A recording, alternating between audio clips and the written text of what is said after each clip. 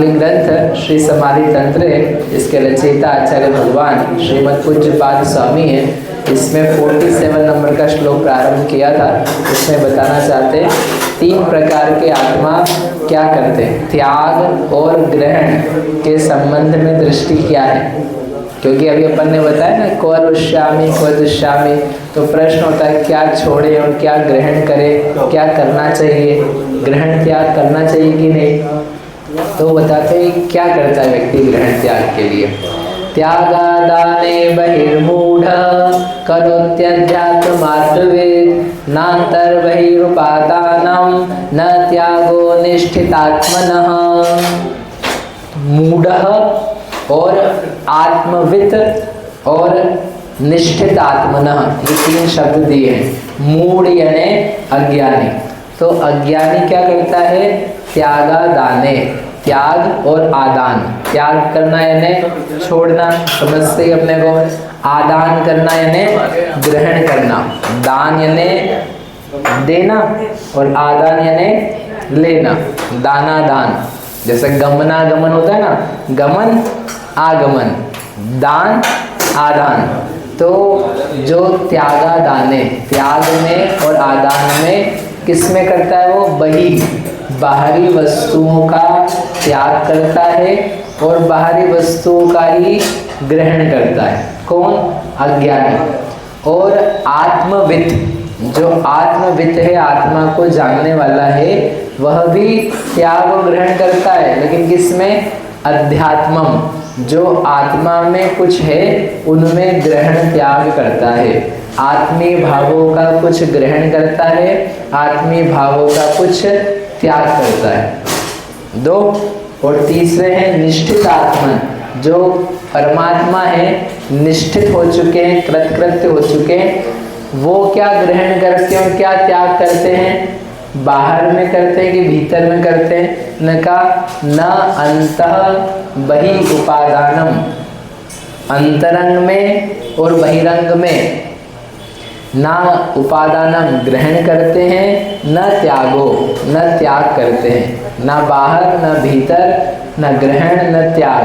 तो उनके लिए चारों ही क्लॉज नहीं बन रहे। आया कुछ समझ में, मन लग रहा है? क्या करना है उन्हें को, ग्रहण त्याग। तो ग्रहण त्याग के 4 ऑप्शंस हैं।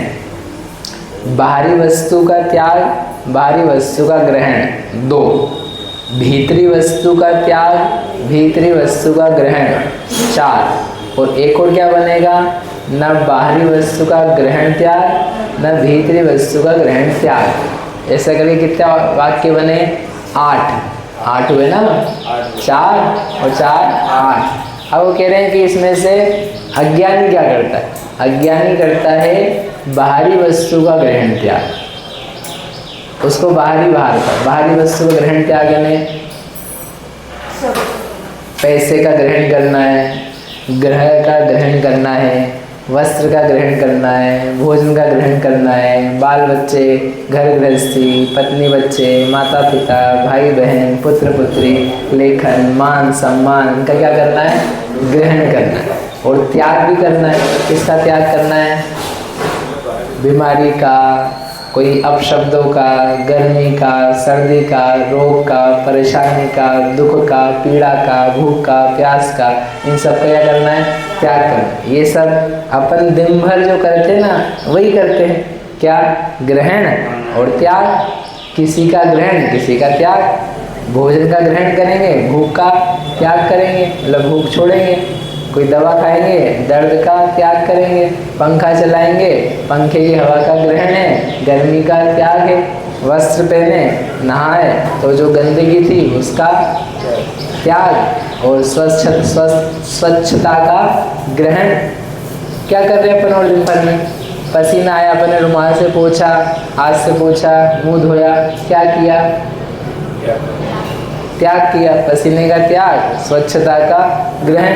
हाथ में अपन ने मेहंदी लगाई समझ लो, तो क्या किया अपन ने, साधारण रूप का त्याग और श्रृंगार का ग्रहण। कोई गले में हार पहना, कान में वाली पहनी, किसी ने हाथ में ब्रेसलेट पहना, तो क्या किया? सामान्य रूप का त्याग, श्रृंगार का ग्रहण। बताओ और क्या किया जा रहा है? टीवी देखी तो सामान्य भावों का त्याग, सामान्य जो चल रहा था दुख का त्याग, और एक वो जो टीवी के दृश्य देखे उनका ग्रहण। बेसिकली विषय भोगों का ग्रहण और विषय भोगों से विरुद्ध जो बातें हैं, जो उसमें बाधक कारण हैं, उसका त्याग। घर में बिजली चली जाती थी तो टीवी देखने में बाधा आती थी, तो क्या लगा लिया? इन्वर्टर लगा लिया। बोले क्या रुकावट नहीं आनी चाहिए, रुकावट के लिए खेद है। आजकल ऐसा दृश्य नहीं आता है ना, बोले कोई खेद ही नहीं है, निर्खेद, बिना खेद के लगातार क्या करेंगे? अपन आनंद भोगेंगे। तो आचार्य भगवान कह रहे कि इस व्यक्ति को बाहरी जीवन में ही सारा समय जा रहा है, उसी का ग्रहण त्याग किए जा रहा है, और कोई सा भी इसके जीवन में भाव नहीं है। मतलब ऐसा भी नहीं कि हाँ मुझे कुछ भी नहीं चाहिए, जैसे भगवान बताएंगे आखिरी में भगवान को, भगवान ना ग्रहण कर रहे ना त्याग कर रहे, तो ये ऐसा नहीं ग्रहण त्याग नहीं कर रहा हो, ये तो कर ही जा रहा है। मतलब अभी अपने को बाहर जाना है, अभी अपने वस्त्र इनका क्या करेंगे? त्याग, और दूसरे वस्त्रों का ग्रहण। फिर अपन जो नंगे पैर है उसका त्याग, और चप्पल पहन करके चप्पल का ग्रहण। फिर शांति से खड़े हैं तो उसकी बजाय चलो दौड़ा भागी करें, थोड़ी कैलोरीज क्या करें? बर्न करें, जलाएं, स्वस्थ रहे। फिर पोहा खा के वापस से भरें यही, और कुछ भी नहीं है। लेकिन पूरा ध्यान है, वो ध्यान ग्रहण त्याग में बाहर पे, ये उनको बोलना है। बहिरात्मा क्या बताया था? बाहर देखने वाला, जो लगातार कहाँ देख रहा है? बाहर देख रहा है। तो बहिरात्मा की दृष्टि ऐसी, रुपया पैसा, खाना पीना, लेन देन, घर का रंग रोगन, बच्चे की पढ़ाई, बच्चे की लिखाई, वही सब बस घूमता घूमता घूमता घूमता भाव है। एक ही नहीं है, तो सही है कि गलत है? बोले ये बहिरात्मा का चिन्ह है, बहिरात्मा ऐसा काम कर। इसको अपने आत्मा के बारे में ना कोई विचार है, ना कोई ग्रहण त्याग है। तो आत्मा में ग्रहण त्याग हो सकता है क्या? आत्मा में कोई बात का ग्रहण त्याग हो सकता है क्या? अर्पित कुमार, आप कह रहे हो कि भाई बाहर का करना, ठीक है भैया छोड़ो, बाहर का नहीं करेंगे, भीतर का हम क्या कर दें? आत्मा में क्या ग्रहण त्याग कर दें? आत्मा तो जो है सो है, और बाहरी पदार्थ तो उसमें घुसा नहीं सकते हैं, जो है उसमें से निकाल नहीं सकते, तो फिर ग्रहण क्या करें और त्याग क्या करें? बताओ, कुछ कर नहीं सकते हैं। आत्मा तो यद अग्राह्यम न गृह्णाति, बाहर से कुछ ग्रहण नहीं करता है, और यह गृहीतम नैव मुंचति, जो ग्रहण किया हुआ है उसे तो छोड़ते ही नहीं है। तो बताओ आत्मा में कुछ ग्रहण त्याग हो सकता है क्या?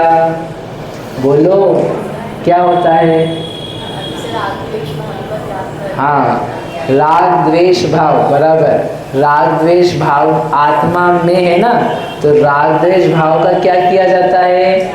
ग्रहण की त्याग। इतना तो चलो पता लग गया मेरे को कि आत्मा में पैदा होने वाले जो राग द्वेष मोह अज्ञान पाप विकार वासना लालच अहंकार ईर्ष्या मात्सर्य घमंड नीचा दिखाना, ये सब जो विभाव हैं इनका क्या किया जाता है? त्याग। और ग्रहण किसका होता है? ग्रहण किसका करना है?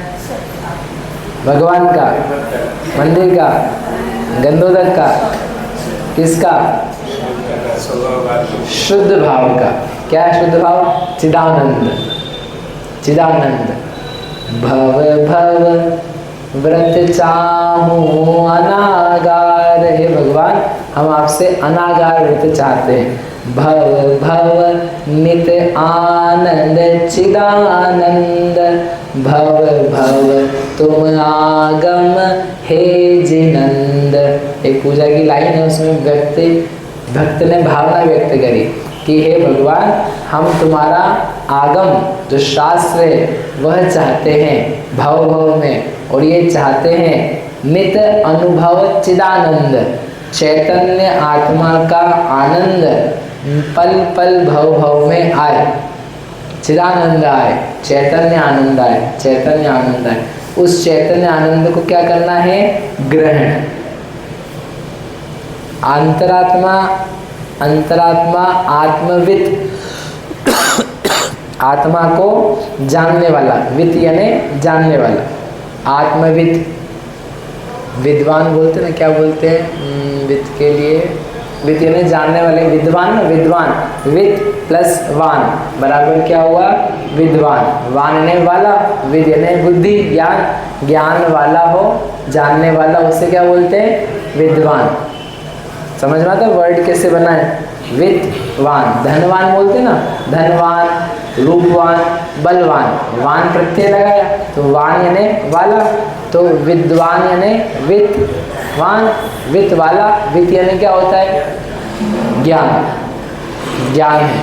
तो जो आत्मविद, आत्मा को जानने वाला है, वह अध्यात्मम, आत्मा में ही ग्रहण त्याग करता है। उसकी दृष्टि जो है, इसको छोड़ो, इसको त्यागो, ये ले लूँ, वो ले लूँ, इसका त्याग करूँ, ये नहीं, मेरे भीतर क्या हो रहा है, इतना दूर क्यों जा रहा हूँ मैं, इतनी चीज़ों का ग्रहण त्याग क्यों करना है? जो यहाँ हो रहा है पहले यहाँ तो कर लूँ, यहाँ करेंगे फिर बाहर का देखेंगे, ज़रूरत भी है क्या वहाँ करने की, इतना दूर जा कर के सफाई करनी, पहले यहाँ तो कर लो, पहले यहाँ का काम तो हो जाए। एक राजा था, पहले सुनाई थी कहानी, तो सुना के पूरा करते हैं कि एक राजा था। राजा ने सोचा कि अपना राज्य बढ़ाना है और ये पड़ोसी राज्य को झुकाना है, उसको समाचार भेजा, अधीनता स्वीकार कर लो, बोले नहीं कर रहे।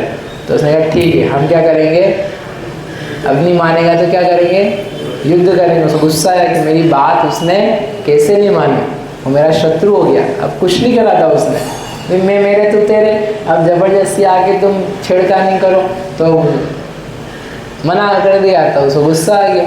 और कुछ नहीं होता घर गृहस्थी में कि भाई हमने, तुम हमसे घर में आए हो ना, तुम्हारे बच्चे हो, हमारी बात माननी पड़ेगी। अब बोला नहीं मान रहा मैं, अब नहीं मान रहा, तो ये गुस्सा और वो गुस्सा, और फिर करो क्या करेंगे, अपन हैरानी करेंगे।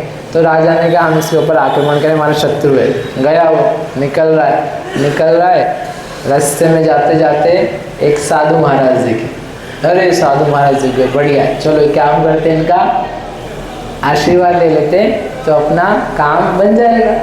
मतलब आदमी क्या चाहता है कि एक तो युद्ध करने जाओ और आशीर्वाद किससे लेके जाओ, भगवान से। और भगवान क्या करेंगे, आशीर्वाद देंगे, गुरु आशीर्वाद देंगे, हाँ युद्ध में सबको मार मुरा करके वेरी गुड पास हो जाना। लेकिन लोगों की भावना रहती, देखो गलत काम भी करने जाओ तो भगवान का दर्शन करके ही जाना, गलत काम भी करने जा रहे हो तो किसका दर्शन करना, भगवान को, गुरु का आशीर्वाद ही मिलने जाना। लेकिन इस बात का नहीं कि हम सफल हो जाएं, आकर के अपने मन शांत हो जाएं, गलत काम करने की भावना ही नहीं रहे, इसलिए दर्शन करना, गुरु के पास जाना, महाराज आशीर्वाद दो, हमारी बुद्धि ठीक हो जाए। इसलिए नहीं हाँ आप और 4 लोगों को मार दो और जीत जाओ। तो उसने कहा आशीर्वाद ले लेते, वो तो अज्ञानी था। तो महाराज ने पूछा कहाँ जा रहे हो, लावा लश्कर कहाँ लेके जा रहा हूँ, बोले पड़ोसी राजा है, वो मेरा शत्रु है, उस शत्रु को मैं जीतने जा रहा हूँ, उसको हराने जा रहा हूँ, तब उसको समझ में आएगा वो मेरा शत्रु है। तो राजा ने बोला, सॉरी महाराज ने बोला कि शत्रु है वो तो ठीक है, लेकिन वो तो शत्रु दूर है, शत्रु तो यहीं पर है। बोले यहीं पर, तो महाराज यहाँ तो सब मेरी सेना है। नहीं सेना तो है लेकिन शत्रु बहुत पास में है। तो उसमें 2 ही लोग बैठे थे, बाकी के पीछे बैठे थे। तो राजा चमक गया, बोले महाराज आप कौन हो? अरे बोले मेरी तरफ मत देखो, शत्रु तो नज़दीक में है। बोले अपने अलावा यहाँ कौन है? बोले आप भीतर देखो, शत्रु नज़दीक में है। कौन शत्रु है? ये जो तुम्हें गुस्सा आ रहा है, शत्रुता दिख रही है, जलन मच रही है, वो भाव जो है, वो भाव देखो, पहले तुम्हें नहीं था, तुम शांत थे, वो जो भाव कुलबुला गया है, उस भाव को देखो, वो शत्रु है और कोई दूर से शत्रु नहीं है। उस शत्रु को जीतो, बाहरी शत्रु को जीतने जा रहे हो, दूर का है वो तो बहुत टाइम लगेगा, बहुत टाइम लगेगा पहुंचने में। यहाँ जो शत्रु है तो दिख ही रहा है, इसको तो जीत नहीं रहे हो, वहाँ जा रहे हो। तो राजा को ने कैसी बातें कर रहे, राजा ने 5 मिनट सुना उनकी बात और समझ में आया उसको कि सही तो बोल रहे हैं, शत्रु तो यहाँ है, ये भाव ही नहीं हो तो बाहर का शत्रु की तो बात ही क्या है। तो बाहर के शत्रु का मैं उसने छोड़ दिया विचार कि वो कोई शत्रु है, मैं तो भीतरी शत्रु को जीतूं। कैसे जीतूं महाराज? नाग में दिगंबर दशा है, कोई किसी का कुछ नहीं, अपन एकाकी है, इस भाव से युक्त होकर के क्या किया उसने? दीक्षित हो और शत्रु जीत ली। वो शत्रु को पता चला, वो भी आकर के चरणों में, महाराज आपकी जय हो, आप तो जगत के राजा हो, हम तो आपके चरणों में नमस्कार करते। तो वो राजा जिसको झुकाना चाहते थे वो स्वयं ही झुक गए, तो भीतर का शत्रु भी चला गया। तो अंतरात्मा क्या करता है? भीतरी भावों में ग्रहण त्याग करता है, बाहरी बातों के ऊपर ध्यान नहीं देता है। अपन ध्यान दें कि अपन किस पे ज़्यादा फोकस किए हुए हैं, अपना जीवन किस में जाए। बोलो महावीर भगवान की जय।